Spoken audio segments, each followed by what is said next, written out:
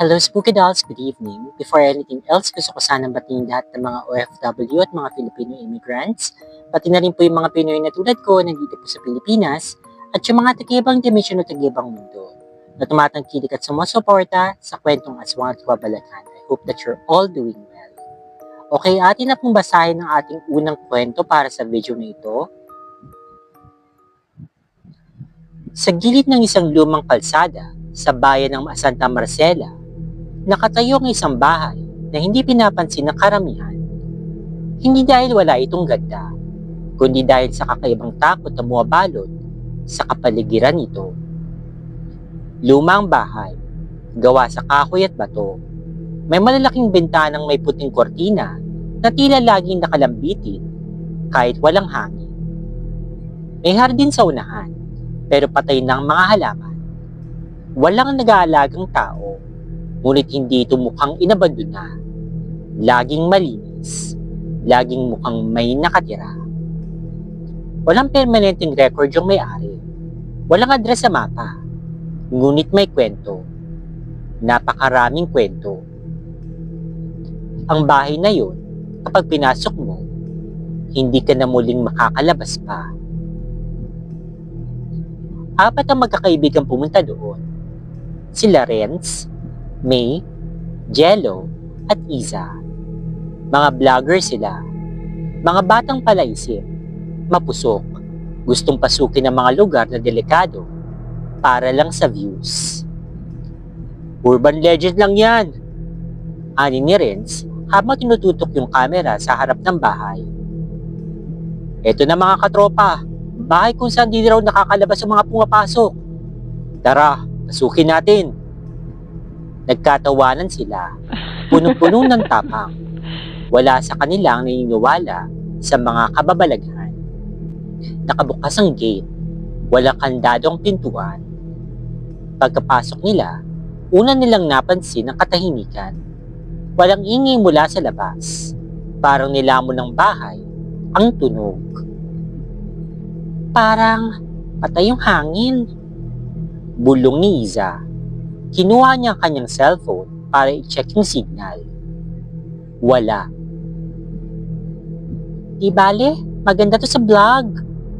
Sagot naman ni May habang kinukunan ng bawat sulok. Ang loob ng bahay ay maliwalas, malinis, parang bagong linis. May mga gamit pa nga. Telepono sa mesa, upuang nyari sa nara, at mga larawang naka-frame doon sa dingding. Ngunit ang mga larawan, parang hindi kilala ang mga muka. Mga taong tila tatatakpan ng anino. Wala ni isa pang mata ang iyong makikita. Napansin ni Jello ang isang pintong nakasara sa dulo ng pasilyo. Baka basement. Aniya. Binuksan niya ito. Pagkasilip ni Jello sa dilim ng basement, may malamig na hangin dumampi sa kanyang muka. Ang lamig naman ng ihip, sabi niya. Hindi pa man siya nakakababa ng 2 hakbang, bigla na lamang siyang nawala. Walang sigaw, walang tunog, parang nilamon siya ng hagdan. Jello? Tawag ni May, pero wala na si Jello. Pagsilip nila, napakadilim. Walang Jello. Para bang hindi siya kailanmang bumaba doon. Doon na sila nataranta. Sinubukan nilang lumabas. Paglapit ni Renzo sa pinto, binuksan niya ito. Pero ang labas, hindi na ang daan. Hindi na ang kalye. Sa labas ng pinto, isa na ring pasilyong may napakaraming pintuan. Ano kalokohan to? Halos mapasigaw si Iza. Nagdesisyon silang bumalik sa sala, ngunit pagkabalik nila, wala na yung mesa. Wala na yung mga upuan. Ang kortina, kulay pula na. May mga marka sa dingding na parang kalmot. At ang larawang sa dingding, mukha na ni Jello, pero wala na ring mata. Pumasok sila sa isang kwarto na tila dating kwarto ng mga bata. May mga laruan, may kuna, at salamin. Sa salamin, nakita nilang 4 pa rin sila. Pero sa sumunod na iglap, Nakatayo na rin si Jello sa kanilang likuran. Nakangiti, ngunit walang mata. Wala ring bibig. Tumakbo si May. Pumasok siya sa banyo. Nang tumingin siya sa salamin, hindi niya nakita ang kanyang sarili. Ang nakita niya ay isang babaeng nakaputi. Duguan ng mga mata. Nakatingin sa kanya. Sa likod niya, unti-unting dumidilim ang kwarto. Sumunod si Reds at Isa. Ngunit wala na si May. At sa bawat pintong binubuksan nila, mas lalo silang naliligaw. Parang paulit-ulit lang ang lugar, pero palaging may nawawala. Pagdating ng 2:00 ng madaling araw, si Isa na lang ang tanging natitira. Ang bahay ngayon ay baliktad. Ang kisame, sahig. Ang pinto, paulit-ulit. Bawat silid ay may isang video na pinapalabas. Video nila habang pumapasok doon sa bahay. Pero wala na silang mga mukha. Nang huminto siya sa harap ng salamin sa may lumang aparador, nagsalita ang kanyang refleksyon. Hindi ito bahay.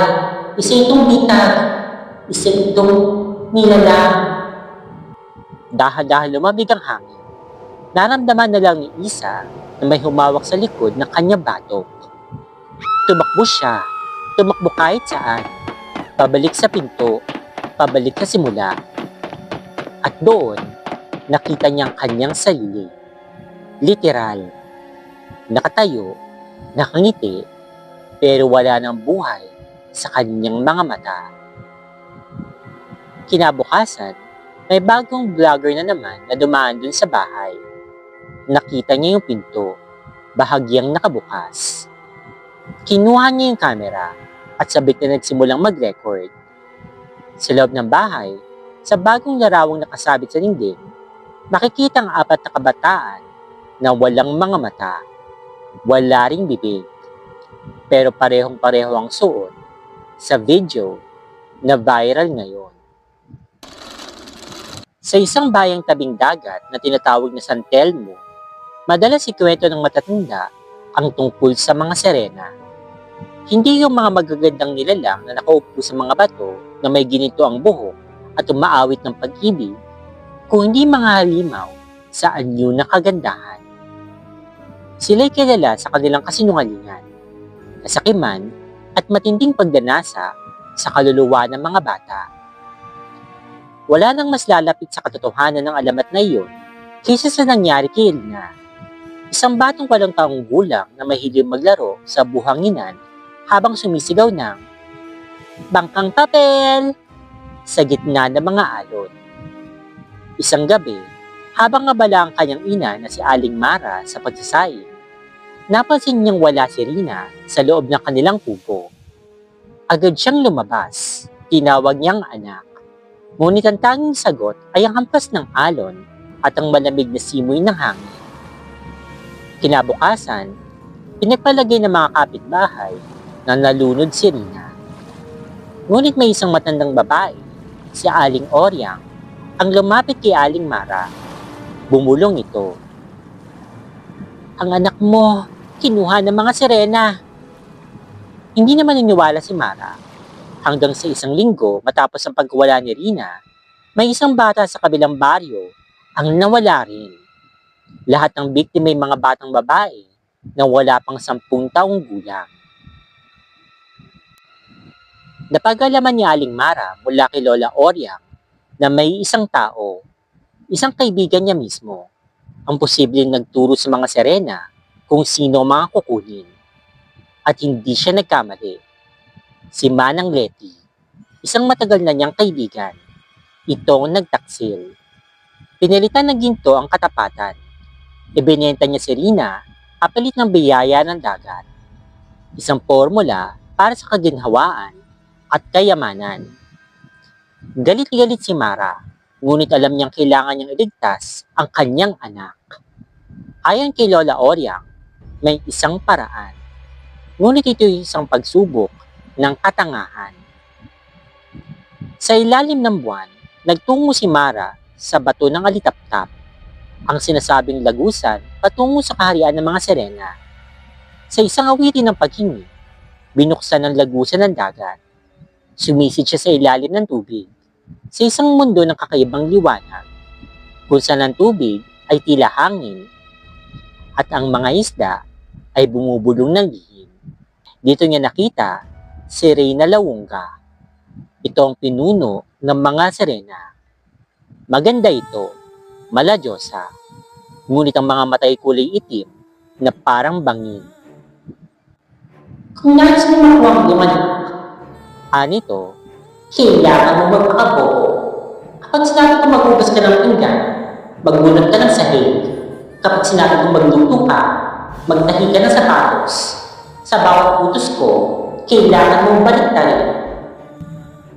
Hindi pwede magkamali. Hindi pwede sundin ng tama. tumagal ng 3 araw ang pagsubok. Sa bawat oras, binabantayan si Mara ng mga sirena. Isang pagkakamali, may iwan siyang alipin. Nang sibihan siyang magsuklay ng buhok, kumuha siya ng palad at pinunasan ang kanyang paa. Tawa ng tawa yung mga sirena, natutuwa sa kanyang katangahan. Ngunit sa totoo, ito ay isang laro ng kontrol. Ang pagsunod ay tanda ng pagiging alipin at ang katangahan ang kanyang kalayaan. Matapos ang 3 araw, lumitaw si Rina. Maputla, tahimik, ngunit buhay. Isinauli siya ng mga sirena sa kondisyon na Babalik ka sa amin sa taktang panahon. Sa mismong araw ng 7 buwan mula ngayon, kapag hindi ka sumunod, kukunin ka namin o yung anak mo kapag lumapit kayo sa kahit ng katawan ng tubig, dagat, ilog, ulan. bumalik nga si Mara at Rina sa mundo ng mga tao. Akala ng mga tao, milagro lamang ang kanilang pagbabalik. Ngunit si Mara, hindi mapalagay. Araw-araw, binibilang niya ang buwan. Sa 7 buwan, nagsimula niyang takpan ang lahat ng posibleng daanan ng tubig. Hindi niya pinapalapit si Rina kahit sa timba ng tubig ulan. Ngunit isang araw, habang mahinang umuulan at tahimik ang paligid, nakalimutan ni Rina ang mga babala. Lumapit siya sa likod ng bahay kung saan tumutulo ang ulan sa balde. At mula sa tubig, isang kamay ang umangat. Makinis, kulay perlas, ngunit may kuko na parang kuko ng buitre. Isang sigaw ang umalingaw-ngaw, at sa isang iglap, wala na si Rina. Ang tubig sa balde ay nagmistulang itim na lawa. Ngayon, si Mara ay tila baliw sa mata ng bayan. Paulit-ulit siyang nakatitig sa ulan, sa sapa, sa kanal. Binabantayan, nag-aabang. At sa bawat batang nawawala sa karatig baryo, alam niyang bumabalik ang mga sirena. Hindi para sa ginto, hindi para sa kapangyarihan, kundi para sa paglalaro ng bagong katangahan. At ang taya, kaluluwa ng bata. 12 buwan nang lumipas mula nang muling mawala si Rina sa ilalim ng ulan. Sinama ng sirena mula sa baldi ng tubig. Sa buong panahong yun, si Aling Mara ay halos nila lumalabas ng bahay. Wala na siyang tiwala sa ulan, sa ilog, sa dagat. Kahit sa sariling gripo, pinatuyo niya ang balon. Sinemento niya ang poso. Wala ni isang patak ng tubig ang pwedeng makita sa loob ng kanyang bakuran. Hanggang isang gabi, habang tahimik ang buong San Telmo, may narinig siyang tunog mula sa labas. Isang malambing na huni, halos tulad ng awit ng isang ibon. Pero mas malamig, mas malalim. Pagkabukas niya ng bintana, halos mabitawan niya ang kanyang ilawan sa kanyang nakita. Si Rina, nakatayo sa gitna ng daan, basa ang buong katawan, tila galing sa ilalim ng dagat. Namumutla ang kanyang balat, kulay perlas na halos asul na. Ang kanyang buhok ay napakahaba, basang-basa at lumalapat na sa lupa. Ang kanyang mga mata, itim na itim. Walang puti, parang lawa ng gabi. Nanay, Bulong ni Rina. pwede na po akong umuwi. Agad siyang sinalubong ni Mara, niyakap ng mahigpit. Pero napakalamig ng katawan ni Rina. Mistulang yelo. Walang pulso. Wala na ring pintig ng puso. Sa unang mga araw, akala ni Mara ay kaya pa niyang ibalik ang anak sa normal. Pinilit niyang painitin si Rina sa araw. Ipinakain ang mga paborito nitong pagkain tulad ng tinapa. Ipinaligo sa banlaw na walang tubig dagat. Ngunit si Rina, hindi na siya kagaya ng dati. Hindi na siya tao. Tuwing alas 3 ng madaling araw, nakikita si Rina na nakaupo sa bubong ng kubo, nakatitig sa langit na para bang may hinihintay. Hindi siya humihinga, pero minsan sa gabi, marinig mong humuhuni siya ng mga awit na hindi mula sa mundo ng tao. Awit ng mga nilalang sa kailaliman. Minsan, bigla na lamang siyang nasa loob ng bahay ng ibang tao. Hindi alam kung paano siya nakapasok. Lahat ng manika niya ay kanyang sinakal gamit ang mga hibla ng kanyang buhok. At ang pinaka nakakatakot sa lahat, ang mga bata sa bayan ay isa-isang nawawala tuwing umuulan. May isang gabi na nahuli ni Mara na may binubulungan si Rina sa isang balde ng tubig. Lumapit ka.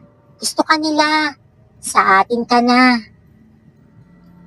Ilang araw bago mawala ulit si Rina noon, sinabi ng mga sirena na babalik siya sa kanila kapag dumating ang panahon.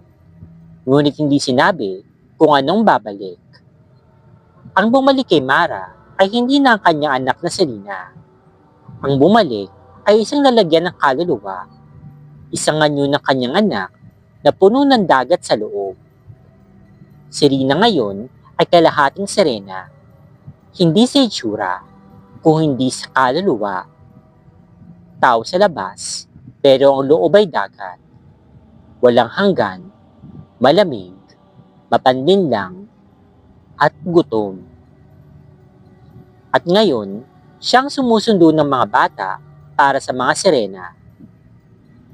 Isang umaga, may natagpo ang papel na nakatusok sa pinto ni Aling Mara. Isinulat ito sa putik at lumang tinta ng pusit. Ang utos ay pinasa. Siya ang susunod na rin. Huwag siyang titigilan. O ikaw ang susunod. Pagkatapos ng pagbabalik ni Rina, nagsimula ang mga pagbabago sa buong San Telmo. Sa una, maliliit na bagay lamang. Mga alagang nawawala. Balde ng tubig na puno kinabukasan kahit di naman umuulan. At mga panaginip ng kabataan na kung saan sila tinatawag ng mga boses na nagmumula sa ilalim ng dagat. Ngunit pagsapit ng ikpitong gabi ng bagyo, nagsimula ang tunay na paglubog. Hindi ng tubig, kung hindi ng pag-asa. Simula nung gabi na yun, hindi na tumigil ang pag-ulan. Malamig, manipis, pero tuloy-tuloy. Ang lupa'y basa, ang hangin ay laging amoy alay, at ang mga alon ng dagat ay umaabot na sa mismong gilid ng bayan, kahit hindi pa tagtuyot, kahit walang bagyo. Nagsimulang lumubog ng San Telmo. Hindi literal, kundi unti-unti. Isa-isang nawawala ang mga tao. Una, ang mga bata. Sumunod ang mga ilang matatanda na may koneksyon sa mga nawawalang bata. Hanggang ang natira na lamang ay mga taong takot na lumabas. Mga taong tahimik at si Aling Mara, ang nanay ng bagong reyna ng mga sirena. Hindi na lumalabas sa araw si Rina. Kapag sumisilip ang araw, nagtatago na lamang siya sa ilalim ng bahay, sa loob ng banga, o minsan nakapaloob sa isang banyerang puno ng itim na tubig. Ang kanyang balat ay mas lalo pang pumutla, parang perlas na may ugat ng asul. Lumalabas lamang siya tuwing gabi, sa gitna ng ulan. Doon siya sumasayaw sa putikan, nakangiti habang humihimig ng mga awit na nakakapagpapaluha kahit sa mga pinakamatapang na matanda. Dumarating na sila. Bulong niya minsan kay Aling Mara. Kailangan ko silang salubungin. Hindi na sila dumadaan sa ilalim ng dagat. Hindi na nila kailangan pang taguin ang kanilang mga anyo. Isang gabi, kung saan ang kabilugan ng buwan ay natatakpan ng ulap, ngunit ang buong dagat ay nagliliwanag. Dumating sila.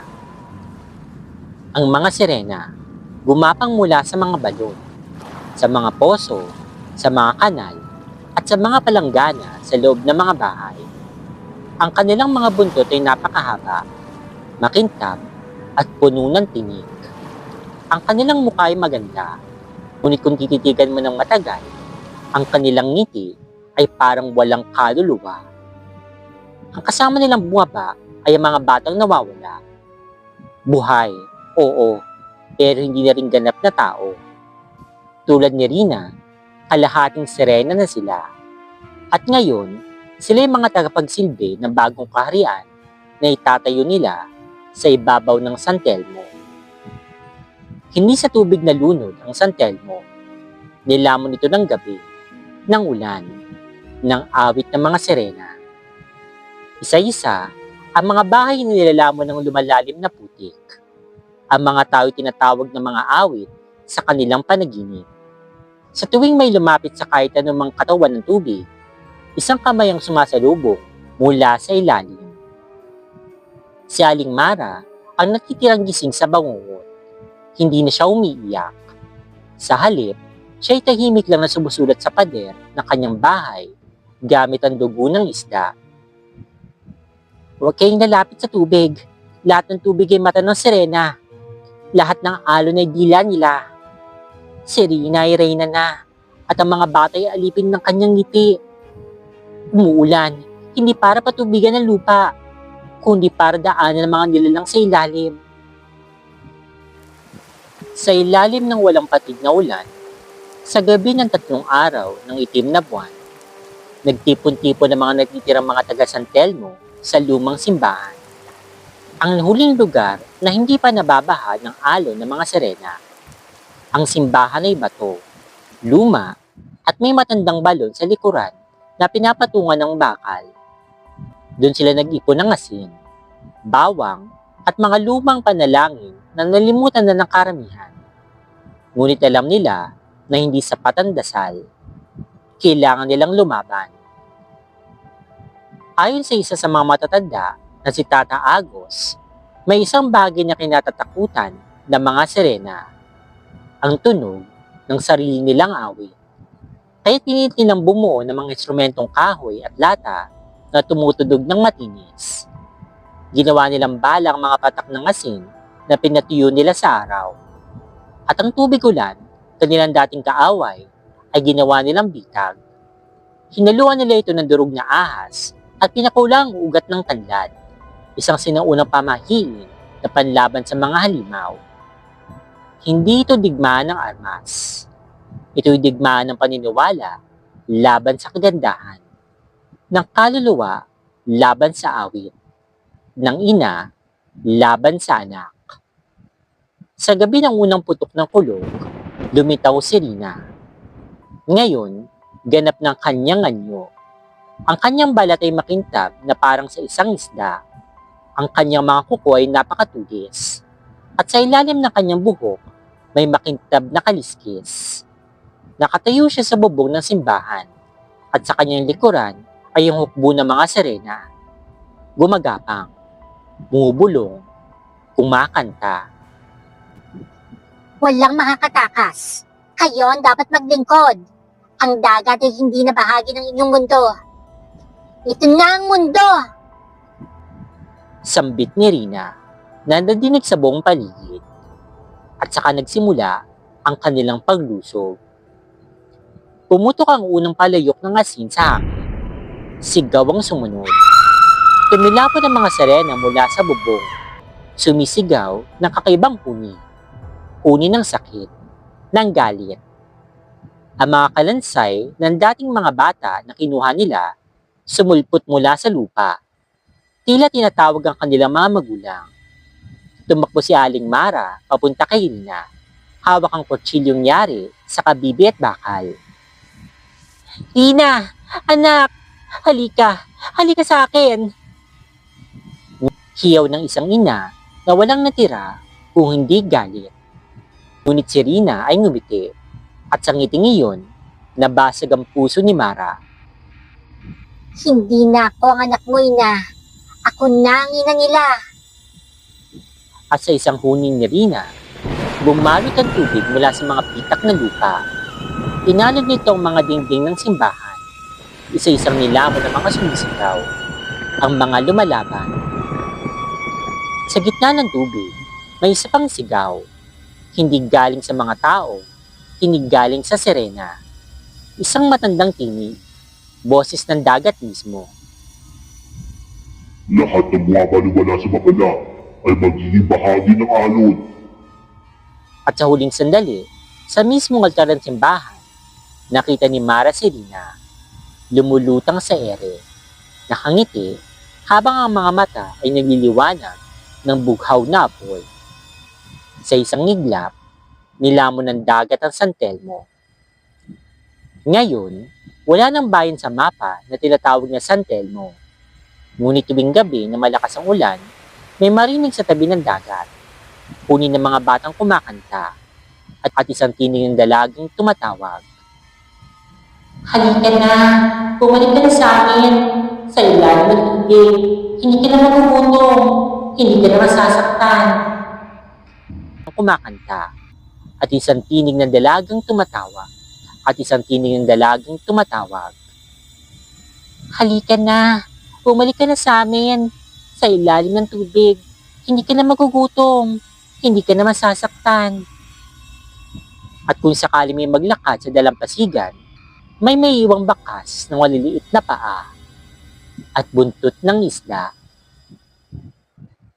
Okay, let's go ahead and discuss the stories na binasa natin para sa video na ito. Unahin po natin dun sa first story wherein yun nga may mga vloggers na pumasok sa isang bahay. Now, ako, natutuwa ko actually dyan, honestly, sa mga ganyang klaseng mga videos. Nanonood ako niyan paminsan-minsan, kumbaga yung mga urban explorers, ganyan. Then of course, meron tayo yung si Baron the Goose Hunter na pumapasok nga siya sa mga bahay. Pero actually, hindi naman talaga urban explorer. Kasi tinanong ko na siya before tungkol dyan. So sabi niya, hindi naman daw siya, niya makukonsider na talagang urban explorer siya kasi hindi naman talaga yung building lang yung hanap niya doon, kundi talaga naghahanap siya ng multo. Gusto niya makaka-encounter ng multo para mapakita nga sa kanyang mga videos. So anyway, ang sa akin lang naman, wala namang masama kung gusto niyong pumasok sa mga bahay na abandonado. Pero syempre, kung makakahingi kayo ng permission sa may-ari, mas maganda kung makakahingi kayo para hindi naman kayo trespassing. And then at the same time, iwasan lang po talaga dati na mag-vandalize. Yun po yung pinakamasama dun yung, di ba, nakakuha ka na nga ng content, nanira ka pa ng gamit, okay? Imbis na mapakinabangan pa yung lugar na yun kasi yes, abandonado siya ngayon, pero hindi naman siya abandonado forever siguro. Like, pwedeng may makabili ng bahay na yun, pwede niyang i-renovate, ganyan. Di sana, di ba, hindi mo na sinira kasi nga, at least mas, hindi naman magiging mahirap para sa kanila na ma-renovate nga yung bahay na yun o yung kahit mabenta man lang yung mga gamit kasi siguro may bibilin din nila yung mga gamit doon. Diba? Para sa akin kasi nakakabuisit yung ganyan na naninira ng mga gamit o bahay yung mga ibang tao na hindi naman sa kanila yun. At kahit sa kanila yun, bakit nila gagawin yun? Mga aning-aning, mga may sira sa pag-iisip. Okay, yung mga taong ganun. Pero, again, siguro lesson lang din dito, okay, kung meron ng ganong klaseng babala, I know marami sa inyo yung mga hindi naniniwala, yung parang feeling nyo, hindi naman totoo yung mga yan, na parang i-challenge ninyo kumbaga yung multo o yung kung ano man yun nandun sa loob ng lugar na yun, na magpakita, magparamdam, o kaya gawin yung mga narinig nilang kwento tungkol dito, pero hindi yun maganda kasi paano nga kung nagkatotoo, edi yun, katulad na nangyari dito, patay sila, okay, so hindi na sila nakalabas dun sa bahay na yun na pag pumasok ka, wala nang makakalabas. Regarding naman dun sa second story, so yes, okay, so ito na yung kwentong Mermaid, mga sirena. So kung nanonood ngayon si Carlo Doliente, yan, may kwentong sirena na tayo. Pero this time, yung mga sirena, hindi po sila magagandang mababait. Yes, maganda pa rin naman sila, pero hindi sila mababait. Sila yung mga masama, balak nilang sakupin yung mundo ng mga tao and all. Pero siguro, parang ano na rin nila yun, ganti na rin nila yun, Dahil siguro sa mga pagmamalabis ng mga tao, pagsisira sa kalikasan, pagdudumi dun sa dagat and all, kaya nila nagawa yung bagay na yun. Kumbaga parang enough is enough, time na para sila naman yung mamayagpag. Para sila, sila yung nasa ibabaw ngayon. Okay, sa ibabaw ng mga tao. Sad lang na nadama yung mga bata, wala naman silang kalalaman doon since matatanda lamang usually yung mga sumisira ng kalikasan. Pero still, ganun talaga. Okay, sa war naman kasi wala naman niyang pinipili kung sino yung maapektuhan. Usually yung talagang kapag digmaan, yung mga bata at saka yung mga mahihina, yung unang, nasasawi, sila yung unang nahihirapan talaga. Kaya mag-isip-isip tayo. Okay, lalo na, hindi natin masasabi. Sana wag naman dumating sa puntong yun na magkaroon nga ulit ng digmaan dito sa mundo. Okay, sa pagitan ng sa mga iba-ibang bansa, hindi lang between two countries, kundi sa maraming bansa. Okay, kumbaga.